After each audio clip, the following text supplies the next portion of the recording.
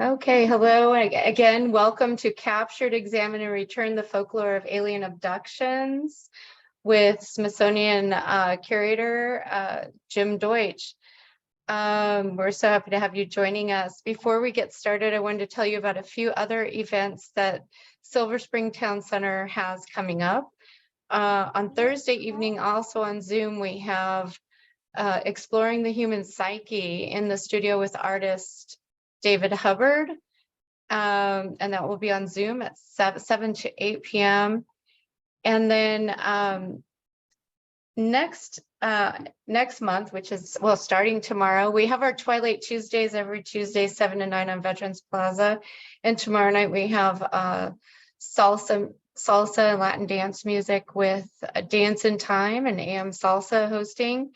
And these are all free events. And then the following Tuesday is Flow Arts, Silver Spring Flow Arts. We have our friends from Santa Fe, New Mexico coming to town, a place where there are a lot of UFO sightings, I believe, out in the Southwest. Our friends Polyphony Marimba are touring again. They tour about every other year, and they will be here with us for two days of shows with us. First on Veterans Plaza, Wednesday, August 9th from 6 to 8 p.m. And then Thursday, August 10th, 6:30 to 8:30 on the patio at El Golfo. So join us for that. And we had originally planned to have Bossa Pella doing futuristic electronic music. It's an awesome performance group headed by Chris Brown, and we had to postpone that due to the excessive heat we had on Friday. So that is rescheduled for Friday, September 1st from 5 to 7 p.m. All of our events were made possible with generous support from Montgomery County United Therapeutics, the Arts and Humanities of Montgomery County, Maryland State Arts, Montgomery College, and many others. And also mark your calendars for our 10th annual Harvest Moon Festival, which will be on Sunday, September 24th. We'll have the Mark H. Rooney Taiko drummers, an Afro-Latin dance extravaganza, Maryland Youth Pipe Band, and a Bollywood wedding dance party with SAPAN, South Asian Performing Arts Network and Institute, as well as a variety of hands-on art activities, all free, from 1 to 7 p.m. on Veterans Plaza, Sunday, September 24th, the Harvest Moon Festival. And now let's get started with the program. It captured, examined, and returned the folklore of alien abductions with Curator Jim Deutsch from the Smithsonian Center for Folklife and Cultural Heritage, where he is a curator and editor here in the DC area. I know many folks are also joining us from elsewhere. And where he has helped plan and develop public programs on a wide variety of topics, including the Peace Corps, Hungary, China, Circus Arts, which I really loved also, Apollo Theater, National Aeronautics and Space Administration, the Mekong River, Silk Road, U.S. Forest Service, World War II, and the White House workers.